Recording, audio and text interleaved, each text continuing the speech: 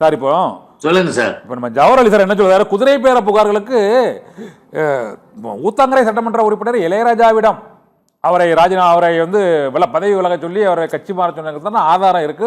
11 பேர் கைது பண்ணியிருக்கிறாங்க. செந்தில் பாலாஜி உள்ளிட்டோர் பேசிய ஆடியோ ஆதாரங்கள் இருக்கு.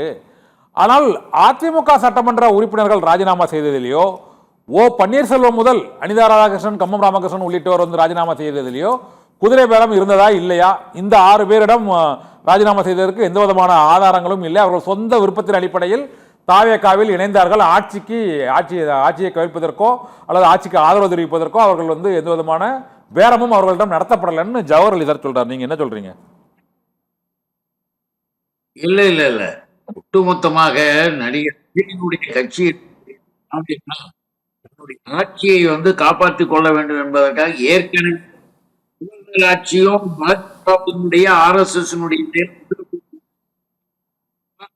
எங்களுடைய கூட்டணியில் வெற்றி பெற்றாலும் கூட ஆட்சிக்கு ஆதரவு கொடுத்து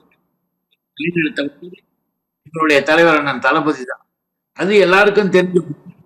அதற்கு பிறகு எல்லாம் ஒதுக்கி வைத்து இருக்கிற MLA வாங்கக்கூடிய வேலை நடிகர் விஜய் ஆட்களும் கட்சியும் அப்படி செய்யும் பொழுது இங்க 6 பேரு, அங்க 5 பேரு, இங்க 3 பேரு, அப்படி இப்படின்னு அது எல்லாருக்கும் தெரியும். இதெல்லாம் யாரும் மறைக்கக்கூடிய நிலையில் இல்லை. அதனாலதான் நிறைய குதிரை பேரம் செய்வதை ஆட்சிக்கு வந்து திட்டங்களை இறங்குற வேண்டிய ஏன் இதை பண்ணிட்டு யாருமே கண்டிச்சும் கூட அவர்கள் அதை பற்றி பட்டுக்கலன்றதை நீங்க வாங்கி இது பண்ணி வச்சுக்கிட்டு 6 MLA எதுக்கு ஆட்சியை காப்பாற்றிக் கொள்ள வேண்டும் என்பதற்காக நடவடிக்கை முதலமைச்சர் அவங்க கட்சியினுடைய தலைவர் நடிகர் விஜய் அவர்கள் தான் எடுப்பாங்க. விஜய் எடுப்பார். விடக்கூடாது. எதிர்கட்சி வரிசையில் இருந்து நிறைவு கருத்தை எடுத்துக்கிறேன். ஓகே ஜவஹர் அலி சார், உங்களோட நிறைவாக ஒரு கேள்வி. இந்த தமிழகத்தில் ஒரு இருதுருவ அரசியல் வந்து ஒரு முடிவுக்கு வரக்கூடிய சூழ்நிலையில் முடிவை நோக்கி நெருங்கி கொண்டிருக்கிறது என்பதுதான் தமிழக வெற்றி கழக அரசை வந்து மக்கள் தேர்ந்தெடுத்திருக்கிறார்கள். இந்த நிலையில் வரக்கூடிய அந்த இடைத்தேர்தல், உள்ளாட்சி தேர்தல் மற்றும் அந்த நாடாளுமன்ற தேர்தல் இவற்றில் வந்து இந்த அரசியல் ரீதியான கூட்டணிகள் மீண்டும் தாவேகா வெர்சஸ் திராவிட கட்சிகள் என்று மாறுமா? அதாவது பொதுவாக திமுக பாரதிய ஜனதா கட்சி கூட்டணி ஒரு புறம் பேசப்பட்டிருந்தாலும் திமுகவும் அதிமுகவும் இணைந்து விடும் என்ற ஒரு பேச்சும் இருக்கிறது. இதில் வந்து உண்மை இல்லை, அது கட்டுக்கதை என்று மறுப்பு தெரிவிக்கப்பட்டு விட்டது. ஆனால் அதற்கான ஒரு நெருக்கடி, ஒரு சூழ்நிலைக்கு இவர்கள் தள்ளப்படுகிறார்களா? நீங்க எப்படி பாக்குறீங்க சார், ஒரு அரசியல் விமர்சகரா? நிறைவா சொல்லுங்க. அதாவது ஏற்கனவே திமுகவும் அதிமுகவும் சேர்ந்து ஒரு ஆட்சி அமைப்பதற்கான நடவடிக்கையில் ஈடுபட்டார்கள் என்பது உண்மையான விஷயம். என்னை போன்றவர்களுக்கு தெரியும். அதற்கு பிறகு RS பாரதி போன்றவர்கள் சொன்னார்கள், வரக்கூடிய காலங்களில் திமுகவும் அதிமுக கூட்டணி வைத்தால் என்ன தப்புன்னு கேட்டாரு RS பாரதி. இன்றும் பல பேர் கேட்கிறாங்க. அதனால அவர்களுடைய சூழ்நிலை மிகப்பெரிய இவர்களுக்கு மிக எதிரியாக தெரக்கூடிய கட்சி என்னன்னா தமிழக வெற்றி கழகம்.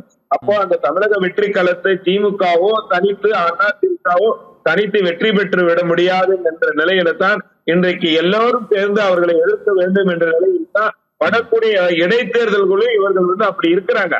அந்த நிலைப்பாடு எடுத்துக்கிட்டு அவங்க போய்கிட்டு இருக்கிறாங்க சார். அதனால தமிழ்நாட்டுல இவர் நம்ம சகோதரர் ஒரு மிகச்சிறந்த பண்பாளர் அண்ணன் புகழேந்தி சொன்னாரு, நடிகர் கட்சி இப்படி நடிகர் கட்சி, தற்கொலை கட்சி இப்படின்னு சொல்லிதான் தமிழ்நாட்டுல திமுக கரைக்கு போயிட்டு இருக்கு. கொஞ்சமாவது உணர்ந்து கொஞ்சமாவது ஆளுங்கட்சி ஆயிட்டாரு, தமிழகத்தினுடைய முதலமைச்சர் ஆயிட்டாரு. அந்த கட்சிக்கும் அந்த முதலமைச்சருக்கும் ஒரு மரியாதை கொடுங்க. அப்புறம் ஆட்சி அமைக்க வைத்ததே நாங்க தான் அப்படின்னு ஒரு அப்பட்டமா ஒண்ணு சொல்றாரு. நீங்கள் அந்த ஆட்சியை தடுப்பதற்காக எவ்வளவு திட்டங்களை எல்லாம் திமுக போட்டாங்க என்பது வெட்ட வெளிச்சம் உலகத்துக்கு தெரியும். ஏங்க கூட்டணி கட்சிகள் கம்யூனிஸ்டுகளே சொன்னாங்க, நீங்க யாருக்கு எங்களை அனுப்பி விடுறதுக்குன்னு கேட்டாரு. சண்முகம் கேட்டாரு, முஸ்லீம் லீக் கேட்டாங்க, விடுதலை சிறுத்தைகள் கேட்டாங்க. அதனால உங்களுடைய ஆதரவு பெற்றதெல்லாம் வந்து ஆதரவோடுதான் இந்த கட்சிக்கு வந்து ஆதரவு கொடுக்குறாங்கன்னு சொன்னா உங்களை நீங்க ஏமாத்திக்கிறீங்கன்னு அர்த்தம். தவிர உங்களுடைய நீங்கள் எந்த நிலையிலும் ஜவஹர்லால் சார், ஆட்சி நான் கேட்டது இவங்க நெருங்குறாங்களான்னு கேட்டேன். திமுக அதிமுக பாஜக அதை விட்டுட்டு நீங்க அங்க அந்த பக்கம் போயிட்டு இல்ல திமுக அதிமுக பாஜக அந்த இடைத்தேர்தல்ல நெருங்கிடுவாங்களா அப்படிங்கிறது கேட்டேன். இடைத்தேர்தல் நாடாளுமன்ற தேர்தலுக்குள்ள நெருங்கிடுவாங்களா இல்லைன்னா அடுத்த 2029 வரை அந்த தேர்தல் கூட்டணிக்கான காலம் வந்து தள்ளி போமான்னு கேட்டேன். இந்த இடைத்தேர்தல் இருக்கு வருது இல்ல சார், இந்த இடைத்தேர்தலை எப்படியாவது வந்து இந்த தமிழக வெற்றி கழகத்தில் தோற்கடிக்குங்கிற ஒரு நிலையில இந்த 3 கட்சிகளும் இருக்கிறாங்க. அந்த 3 கட்சிகளும் ஒருங்கிணைத்து செயல்படுவதற்கான எல்லா ஏற்பாடுகளும் செஞ்சுதான் அவர்கள் வந்து நிலைப்பாட்டுல ஓரணியில் செய்யறாங்க. இதுல என்ன ஆகுனா, ஏதாவது ஒரு கட்சி நிற்கும், திமுகவா அண்ணா திமுகவா போட்டியிடுவாங்க, மற்ற கட்சிகள்லாம் அவர்களுக்கு ஆதரவு கொடுப்பாங்க, அவ்வளவுதான் நடக்கும். மறைமுக நாங்கள் போட்டியிடவில்லைன்னு சொல்லிடுவாங்க. அப்ப என்ன அண்டர்ஸ்டுட் ஆயிடும். அதனால வந்து அவர்களுடைய நிலைப்பாடு வந்து இன்றைக்கு ஒரு பெரிய சக்தியாக தமிழக வெற்றி கழகத்தை கொண்டு போனா எதிர்காலத்துல நம்ம அரசியலே செய்ய முடியாது. அவர் வரும் ஊழல் செய்ய மாட்டேன், ஊழல் செய்தவர்களை விட மாட்டேன், தொடமாட்டேன், தொட்டவர்களை விட மாட்டேன்னு சொல்லிட்டாரு. நம்மளுடைய கதைகள் எல்லாம் வெளி உலகத்துக்கு தெரிஞ்சு நம்மளுடைய ஊழல் எல்லாம் மக்களிடம் வெளிப்பட்டு விடும் ஒரு பயம் வந்து திமுகவுக்கு வந்திருக்கு, அண்ணா திமுகவுக்கு வந்திருக்கு. அந்த அடிப்படையில் தமிழக வெற்றி கழகத்தை எல்லோரும் சேர்ந்து இருப்பாங்க. பிஜேபி வந்து கொள்கை எதிரியாக ஏற்கனவே தமிழக வெற்றி கழகம் முன்னாடி அறிவிச்சதுனால அவர்கள் தொடர்ந்து வந்து தமிழக வெற்றி கழகத்தை எதிர்க்கிறாங்க. இதுதான் உண்மை. அப்போ அவங்க ஒரு நேர்கோட்டில் இணைவதற்கான வாய்ப்புகள் அதிகம் என்பதுதான் மறுக்க முடியாத உண்மை.